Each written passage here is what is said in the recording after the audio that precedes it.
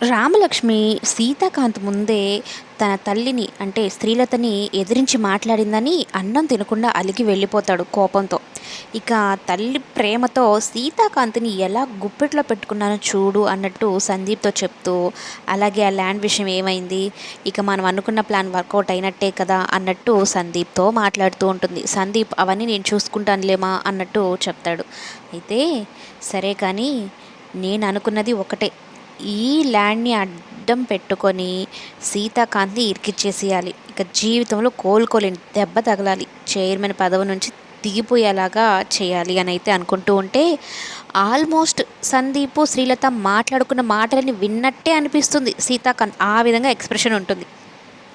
తీరా చూస్తే శ్రీలత దగ్గరకు వచ్చి రామలక్ష్మి మాట్లాడిన మాటలకు నేను సారీ చెప్తున్నాను అన్నట్టు మాట్లాడతాడు. అలాంటి ఏం మనసులో పెట్టుకోకు సీత, నాది తల్లి మనసు. నువ్వెలాగో అలాగే రామలక్ష్మికి కూడా నేనేం మనసులో పెట్టుకోలేదు. నువ్వు ఎన్ని ఆలోచించకు, నీ ఆరోగ్యాన్ని పాడు చేసుకోకంటూ కాస్త నాటకం ఆడుతుంది. అంటే తల్లి ప్రేమను చూపిస్తుంది. ఇక సీతాకాంత్ కరిగిపోతాడు. నీ అంత తల్లి నాకు దొరకదేమో, నేను ఎంత అదృష్టవంతుడినో అని. ఇక మాణిక్యం తనదైన స్టైల్‌లో యాదగిరి దగ్గరికి వెళ్తాడు. అంటే ల్యాండ్ ఓనర్ దగ్గరికి. మొత్తం నిజ నిజాలు తెలుసుకుంటాడు. సందీప్ భయపెట్టిన విషయం కూడా తెలుసుకుంటాడు.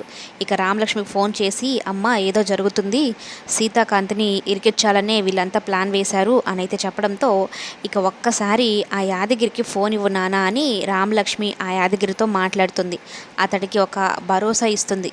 ఏమైనా నేను చూసుకుంటాను, మీరు నిజం చెప్పండి మా ఆయన అని ధైర్యం చెప్పడంతో ఆ యాదగిరి కూడా ఒప్పుకుంటాడు. ఇంటికి వస్తానని చెప్తాడు. ఇకేముంది, సీతాకాంత్ ముందు సాక్ష్యాలతో సహా సందీప్ బండారం మొత్తం బయట